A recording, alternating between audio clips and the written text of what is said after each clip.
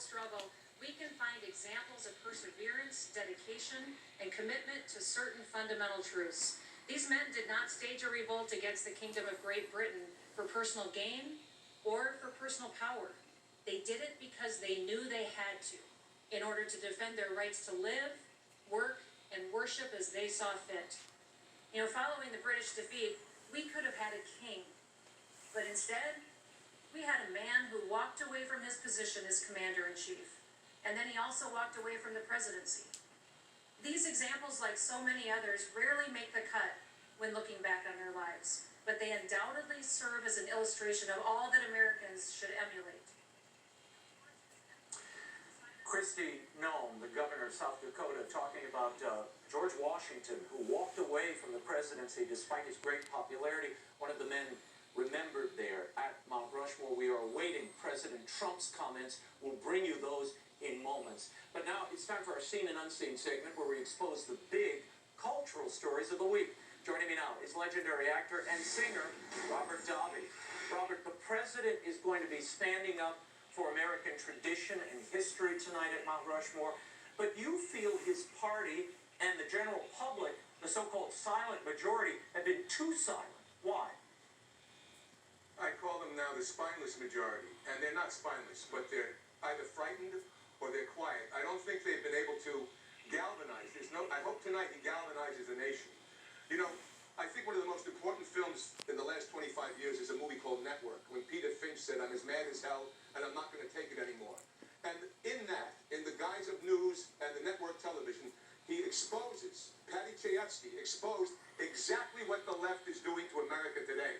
We are not framing the name, and one thing, Raymond, Mount Rushmore, just so you know, I want ladies and gentlemen to know, an Italian called Luigi Del Bianco is responsible for a lot of the sculptings on that. Italians, during that era, were considered lower and dirtier than the Negro by the New York Times.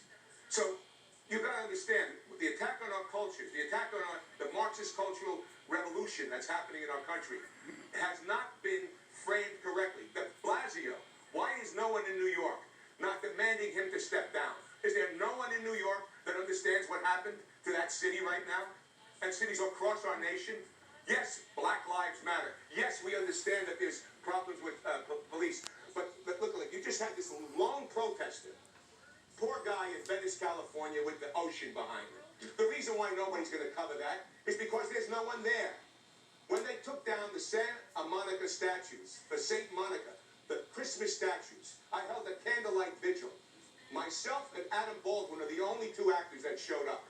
No one else showed up. Our culture, and I wrote about this 10 years ago, 15 years ago. I wrote an article in 2015 when Mount McKinley was renamed by President Obama. McKinley was an abolitionist. He was against slavery before Lincoln, and he was assassinated.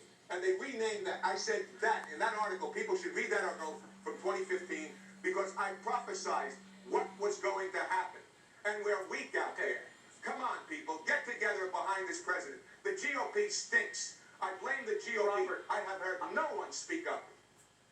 Okay, well, you're certainly speaking up tonight, and I think the president's going to speak up in a moment. And sometimes people need that leadership. Before I let you go, give me your sense on why these images are so important. Why the president has traveled all the way to Mount Rushmore to make the point that this statuary, these images of these founders, are important. Some people say, look, they're just statues. You take them down, you put something else up. You would say what to that idea? I say that idea is you're erasing our history. It's the beginning of the cultural. They did this in Russia. They did this. They've done this in every Marxist society. Now, come on, people. Communist China. You get rid of the symbols, you get rid of America. It's the beginning of it. That's what I said in the Mount McKinley thing. I said it's the beginning. They're testing the waters. I'm sorry to cut you off there. I'm up against a hard break. Thank you for your time tonight. Happy July 4th. Mount Rushmore Independence Day celebration continues in a moment. The president's speech is next. Stay there.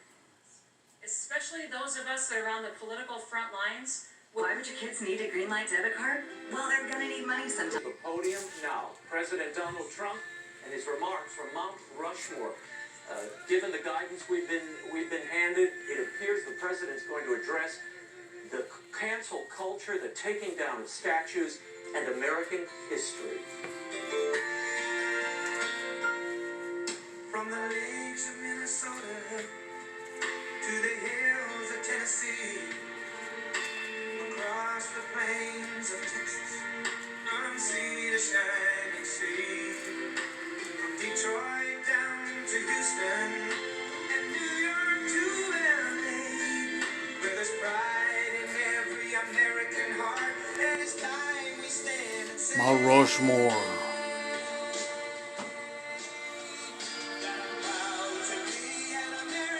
This is Fox News live coverage. President Trump at Mount Rushmore, an event planned long before the statues coming down, the toppling of American icons that we've seen over the last few weeks. But he's going to use this moment to reinforce American heritage, the traditions that he feels are imperiled. And this is a real cri de coeur, given the advance excerpts we've seen. And this crowd couldn't be more excited. President Trump now speaking to the nation and to the 7,000 plus people gathered at Mount Rushmore. We're delighted to bring this to you live as it happens. Of course, you see the four founding fathers and a few others there. Jefferson, Washington, Theodore Roosevelt, and Mr. Lincoln.